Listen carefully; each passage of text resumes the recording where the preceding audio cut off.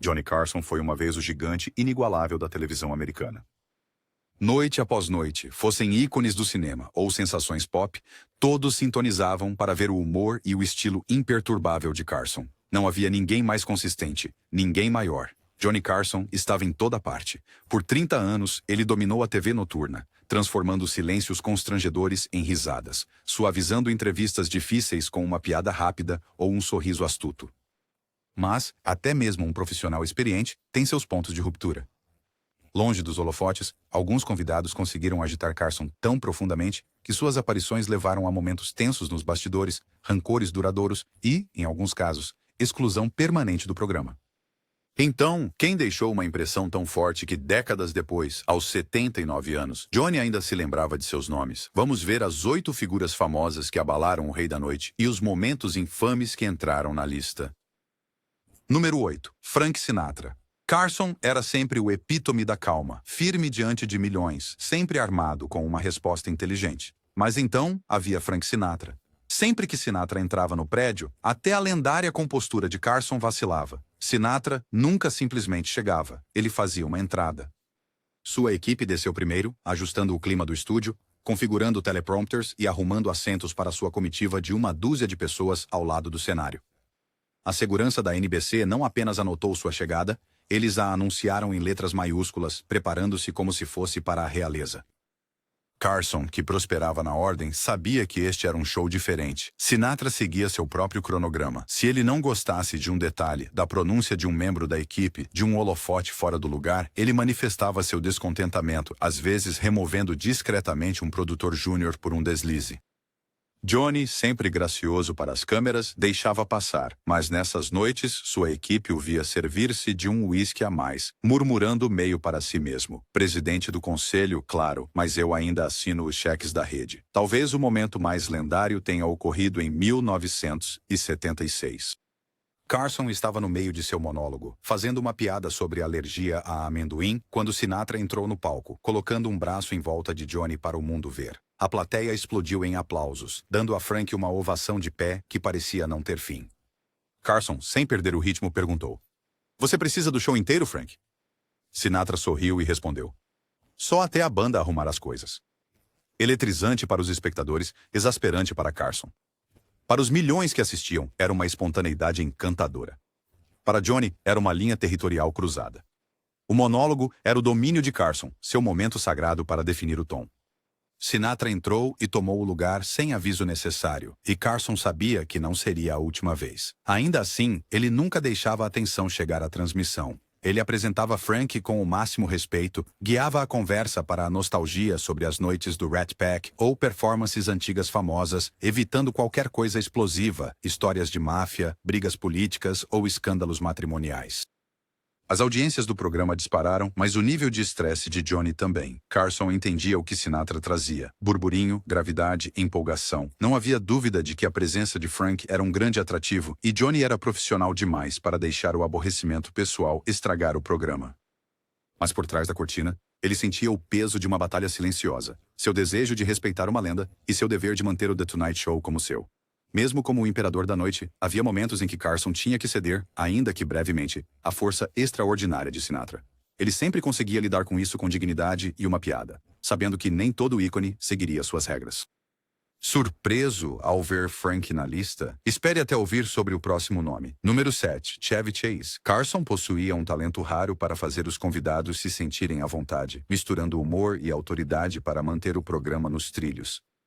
A maioria dos visitantes se encaixava perfeitamente no ritmo do The Tonight Show, mas Chevy Chase quebrou o molde. Enquanto o país via Chase como uma estrela meteórica da comédia nos anos 70, recém-saído do Saturday Night Live, Carson via algo mais frio por trás dos comentários astutos e sorrisos. Não se tratava apenas da fama de Chase. Carson já havia lidado com muitos egos grandes antes.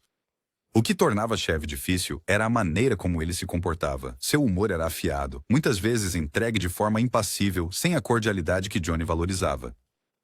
Os espectadores esperavam trocas divertidas e brincadeiras. Em vez disso, o clima muitas vezes ficava frio, com piadas que chegavam um pouco perto demais de serem maldosas. Carson, um mestre em deixar os convidados brilharem enquanto mantinha as risadas fluindo, encontrava-se lutando por controle quando Chase estava na cadeira. Ele estava acostumado a réplicas espirituosas, mas o estilo de Chevy tornava cada segmento Sente-se como uma batalha pelo destaque. Sua confiança, até arrogância, transmitia uma mensagem clara. Ele não era apenas mais um convidado, ele era a atração principal. A equipe da NBC sussurrava que Carson o via não apenas como um desafio, mas como um potencial sucessor, uma ameaça ao seu próprio legado. Como pioneiro no SNL, a ambição de Chase não era segredo. E por um tempo, alguns pensaram que ele poderia herdar a coroa do Late Night. Essa possibilidade não agradava a Johnny, que havia passado anos transformando The Tonight Show em uma instituição televisiva. Ele não tinha paciência para quem tratasse sua plataforma como um trampolim. Publicamente, Carson nunca falou contra Chase, mas os insiders notaram a falta de afinidade. Faltava o brilho que caracterizava as melhores entrevistas de Johnny. Quando as câmeras se apagavam, a distância ficava ainda mais clara. No mundo da TV ao vivo, timing e respeito mútuo são tudo. Chevy simplesmente desequilibrou isso, e para Johnny Carson, alguns convidados simplesmente não valiam a pena. Mas se a arrogância de Chevy era difícil para Carson lidar, o próximo convidado tornou as coisas ainda mais complicadas. Não com ego, mas com um tipo de quietude que paralisou o show. Número 6. Fred Rogers. Se Chevy Chase testou a paciência de Johnny, Fred Rogers o deixou completamente fora de sintonia. Onde Chase trouxe arrogância, Rogers ofereceu humildade. E de alguma forma, isso deixou Johnny ainda mais desconcertado. Parecia a combinação perfeita no papel, a mente mais afiada do late night, encontrando a alma mais gentil da televisão. Os produtores imaginaram um segmento rápido de 5 minutos com fantoches e uma conversa saudável, apenas uma pausa agradável do desfile de celebridades. Em vez disso, desde o momento em que Rogers entrou nas luzes, a energia no estúdio mudou. Ele não se apressou, nem tentou agradar a plateia. Caminhou calmamente até o centro do palco, fazendo uma pausa para dizer suavemente: "Muito obrigado, amigos. Estou muito feliz por estar aqui." A plateia aplaudiu, sem saber se deveria parar. Nos bastidores, a equipe se apressou para iniciar os aplausos. Ninguém queria deixá-lo no vácuo, mas a pausa constrangedora persistiu. O relógio invisível que comandava o show de Carson parecia vacilar. Johnny, sempre o improvisador, tentou quebrar o gelo mostrando o pé. Ele tinha calçado tênis brancos em homenagem ao seu convidado. "Fred, usei estes em sua homenagem", anunciou com um sorriso. Rogers apenas sorriu, cruzou as mãos e respondeu: "Isso é muito atencioso, Johnny. Tênis podem nos ajudar a sentir prontos para brincar." A plateia riu baixinho, esperando uma piada, mas nenhuma veio. Rogers estava sendo sincero, sem preparação, sem piada, apenas sinceridade. No mundo das risadas noturnas, o momento foi como pisar no freio. Johnny mudou de assunto, pedindo uma história engraçada ou uma carta de fã maluca, mas Rogers ofereceu apenas uma história suave sobre uma criança e o poder da imaginação. Sem risadas, apenas uma calma reconfortante. Cada palavra era espaçada como uma canção de ninar, perfeito para crianças em idade pré-escolar, mas um desafio para uma audiência da meia-noite. Nos bastidores, o pânico crescia. Roteiristas riscavam piadas inteiras do roteiro. Diretores cortavam para planos mais amplos, na esperança de preencher o silêncio. Johnny assentiu, mas o suor escorria sob sua gola. Ninguém zombava do Sr. Rogers. Ele era simplesmente muito amado. Mas Johnny não conseguia iniciar o habitual vai e vem. A energia se foi, o ritmo perdido. Os telespectadores em casa viam calor. Os assistentes de palco nos bastidores viam crise. Quando o segmento finalmente terminou, Johnny exalou tão forte que quase embaçou o vidro da mesa. A equipe chamou isso de um pesadelo de ritmo. As audiências caíram. O rastreador de risadas mostrou menos da metade das risadas habituais. Mas então, no dia seguinte, uma enxurrada de cartas chegou. Pais, muitos que nunca ficavam acordados até tarde, agradecendo ao programa por deixar o Sr. Rogers ter seu momento. Como disse o produtor Fred de Cordova, ganhamos boa vontade, mas não impulso. A partir de então, Rogers foi agendado durante a temporada mais tranquila de dezembro, e a equipe de roteiristas reduziu os monólogos para dar mais espaço ao segmento.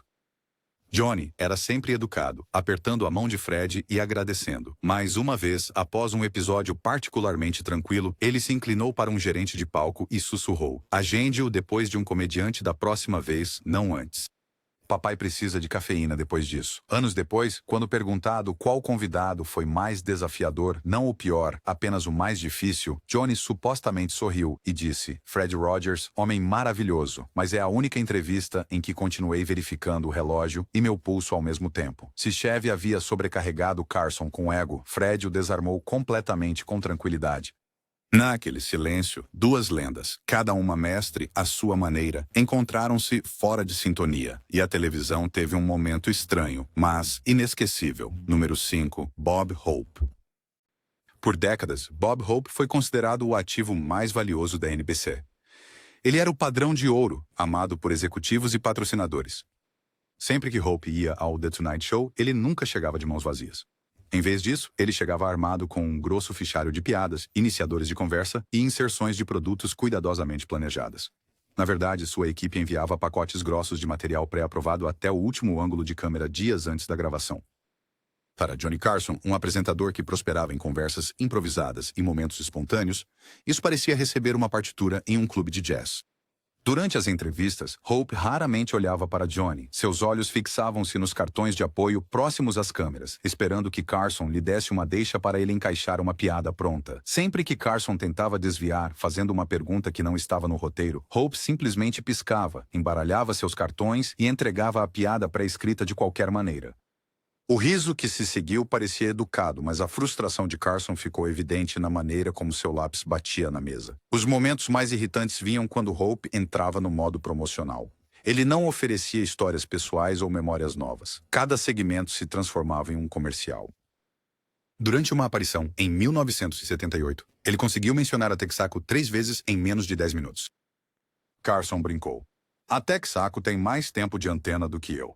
A risada foi genuína, mas o cansaço também. A equipe se lembrava dele murmurando nos bastidores. Sou o aquecimento para um patrocínio corporativo. Para piorar, Bob Hope não era um convidado que poderia simplesmente ser retirado do programa. Ele era uma presença permanente.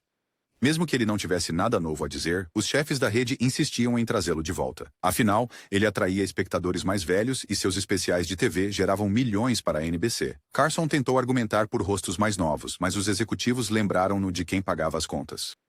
Johnny cedeu, mas deu seu próprio toque às coisas. Os segmentos de Hope agora eram seguidos por convidados musicais energéticos ou comediantes imprevisíveis para tentar reviver o fluxo natural do show.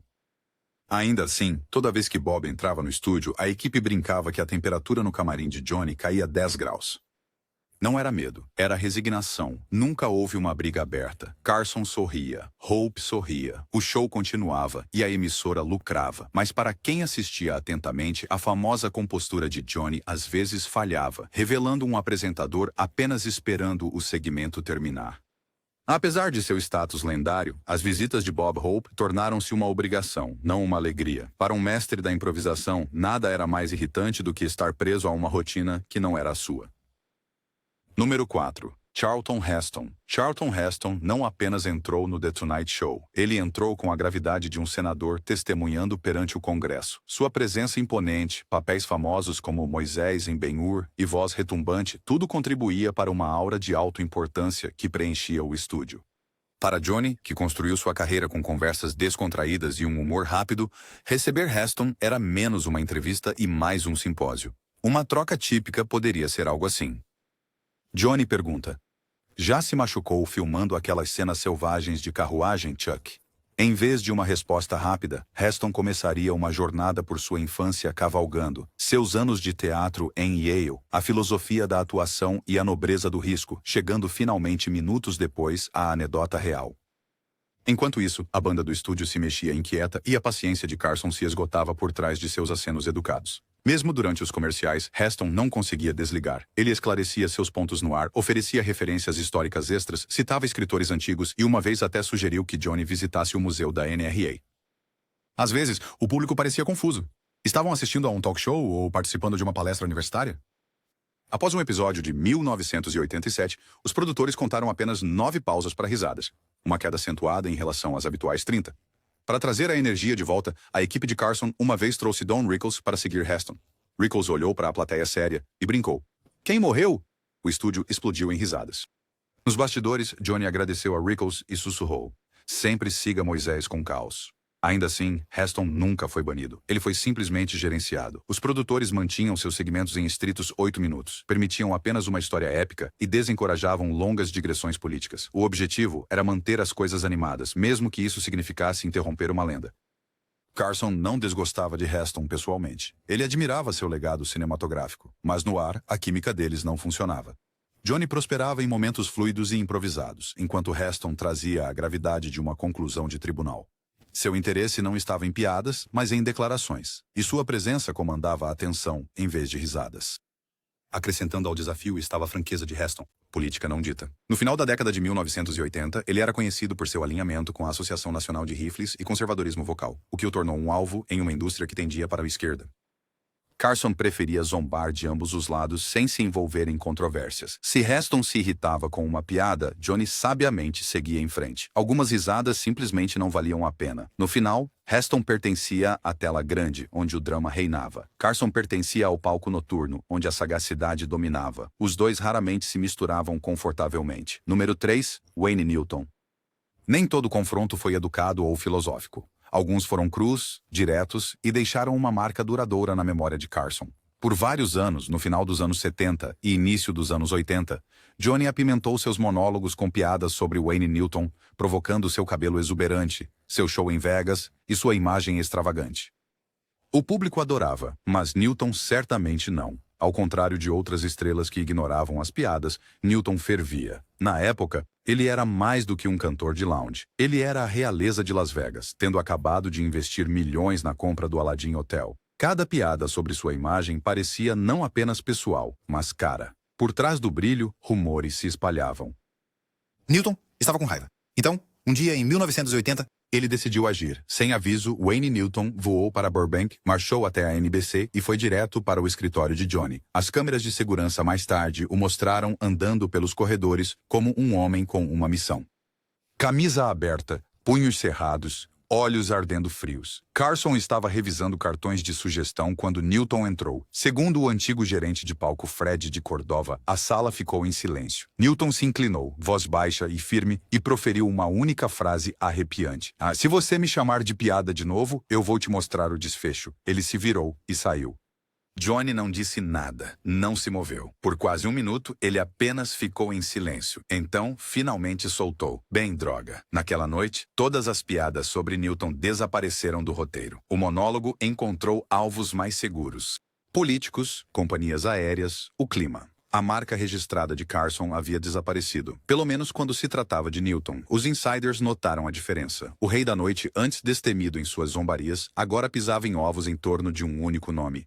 Não porque ele tivesse medo, mas porque sabia que algumas linhas eram arriscadas demais para cruzar.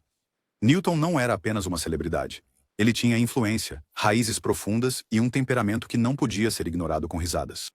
Depois, Newton só voltou como convidado sob circunstâncias rigidamente controladas. Sem piadas antes ou depois, sem referências sutis, apenas uma polidez rígida. Onde antes The Tonight Show era um playground para diversão, essa rivalidade transformou-o em um confronto silencioso. A tensão nunca explodiu nos tabloides, mas Carson carregou aquele momento consigo. Uma ferida sob sua calma profissional. Foi uma das raras vezes em que o mestre das piadas ficou sem palavras. Não por escândalo ou audiência, mas pela força pura de um convidado que se recusou a ser alvo de uma piada. Newton recuperou sua dignidade em um corredor com uma frase e um olhar que poderiam ofuscar 1000 risadas. Número 2. Joan Rivers. Joan Rivers fez sua primeira aparição no Tonight Show em 1965, começando com uma frase que fez a plateia cair na gargalhada. É tão emocionante estar aqui. Minha mãe finalmente parou de chorar. Carson adorava esse humor autodepreciativo. Por 2 décadas, Joan foi mais do que uma convidada recorrente. Ela se tornou uma presença constante. Ele a convidou quase 100 vezes e, em um gesto que nunca havia feito antes, nomeou a sua apresentadora convidada regular, um sinal de rara confiança e amizade. Nos bastidores, Joan nunca considerou aquele relacionamento garantido. Ela enviava bilhetes de agradecimento a Johnny, bolos com chefe escrito no glacê, e sempre pedia sua aprovação após cada show. Mas todos os relacionamentos têm limites, e a ambição, às vezes, os ultrapassa. Em 1986, Rivers havia substituído Johnny quase 200 noites, construindo química com seu público e uma persona de late night própria. Ela não era mais apenas uma ajudante, ela era uma verdadeira concorrente. Naquele ano, a nascente Fox Network viu sua chance. Eles ofereceram a Rivers seu próprio programa com controle criativo e um salário que a NBC não igualaria. Ela seria a primeira mulher a apresentar um programa noturno de uma grande rede. Joan hesitou. Aceitar o acordo significava sair da sombra de Johnny, mas ela agonizou sobre como contar a ele. Conselheiros a advertiram para ficar em silêncio. A oferta da Fox poderia desaparecer se vazasse. Ela arriscou, confiando em um embargo de imprensa, esperando ligar para Carson primeiro. Mas ele descobriu junto com o resto da América, assistindo ao noticiário às 6 horas da tarde. Para Carson parecia uma traição. Quando Rivers ligou, ele foi ouvido dizendo: "Eu não quero falar com ela." E desligou. No dia seguinte, o nome dela desapareceu da lista de convidados do The Tonight Show. Uma nota foi rabiscada na folha. Joan Rivers foi colocada na lista negra. Essa ruptura foi mais profunda do que qualquer briga de tabloide. Carson acreditava na lealdade. Para ele, o silêncio antes do anúncio dela foi a verdadeira ferida. A partir daquele dia, ele nunca mais falou com ela. Um novo programa de Rivers estreou com alarde, mas rapidamente perdeu força. As audiências caíram, as afiliadas desistiram e os problemas nos bastidores aumentaram. Enquanto sua carreira enfrentava dificuldades e o suicídio trágico de seu marido abalava seu mundo, Carson permaneceu impassível. Até Jay Leno, que sucedeu Carson, respeitou a proibição. Só em 2014, quando Jimmy Fallon finalmente convidou Rivers de volta, que o fantasma da rivalidade foi finalmente levantado. Para muitos, aquela noite parecia o fim de uma era. O que começou como risos e respeito mútuo terminou em completo silêncio. E em todos os anos que se seguiram, Joan Rivers nunca conseguiu a única coisa que queria de Johnny. Não os holofotes, não aplausos, mas um simples retorno de ligação. Número 1. Don Rickles. Enquanto a maioria dos comediantes começava suas rotinas de forma suave, Don Rickles chegava como um furacão. No momento em que ele pisava no palco de Johnny, ele disparava insultos em alta velocidade, mirando em todos, incluindo Carson. Olhe para você. 30 milhões de pessoas assistindo a um disco de hóquei, Rickles dizia com cara séria, e a plateia caía na gargalhada. Mas para Carson, Rickles não era apenas imprevisível, ele era quase incontrolável. A química deles era elétrica, às vezes beirando o explosivo. O estilo de comédia de Rickles frequentemente chegava perigosamente perto do limite, e nem sempre com a aprovação de Johnny. Quando Rickles foi apresentador convidado em 1976, ele acidentalmente quebrou a preciosa caixa de cigarros de madeira de Carson e saiu sem dizer uma palavra. Na noite seguinte, Johnny descobriu o dano ao vivo, interrompeu o show e famosamente marchou pelo lote da NBC até o set de CPO Sharkey, onde Rickles estava filmando. As câmeras seguiram enquanto Johnny o confrontava, caixa na mão. Você quebrou minha caixa. Rickles, sem perder o ritmo, fingiu terror para a plateia. Toda a troca se tornou uma lenda dos programas noturnos, mas por trás das risadas, Johnny entendia o que Rickles trazia: caos, risco e audiência. Fora das câmeras, Rickles ignorava os sinais de tempo, atropelava outros convidados e às vezes mergulhava em material que fazia os sensores da NBC suarem. Após uma aparição em 1985, onde Rickles zombou do peso de um membro da plateia, reclamações choveram. Johnny, por mais que gostasse de Don, estabeleceu novos limites. Apenas piadas adequadas para a família, nada de ataques profundamente pessoais e limites de tempo rigorosos. Rickles, sendo Rickles, conseguiu obedecer por pouco. Ele sorria, acenava com a cabeça e então chegava bem perto do limite novamente. Apesar da tensão, Johnny sempre convidava Rickles de volta. A amizade deles era genuína, testada por anos de caos no ar. Os membros da equipe costumavam brincar que Rickles era como Expresso. Uma vez por temporada de varredura era suficiente para eletrizar o público, mas mais do que isso poderia levar o show ao limite. Ao contrário de Joan Rivers, cuja ambição às vezes deixava cicatrizes, Rickles deixava apenas uma bagunça deliciosa, e de alguma forma, Johnny sempre juntava os pedaços com seu sorriso irônico característico. Então, o que mantinha Johnny Carson sorrindo através do caos, rivalidade e, ocasionalmente, um coração partido? Era um controle firme ou um instinto de sobrevivência puro aprimorado por décadas atrás da mesa? Talvez fosse um pouco de ambos. Um mestre do espetáculo sabendo que, não importava quem estivesse sentado à sua frente, o público sempre vinha em primeiro lugar. Deixe-nos saber o que você pensa. A paciência de Johnny o tornou o maior de todos os tempos? Qual história de convidado mais te surpreendeu? Compartilhe seus pensamentos e não se esqueça de se inscrever para mais histórias da Era de Ouro da televisão.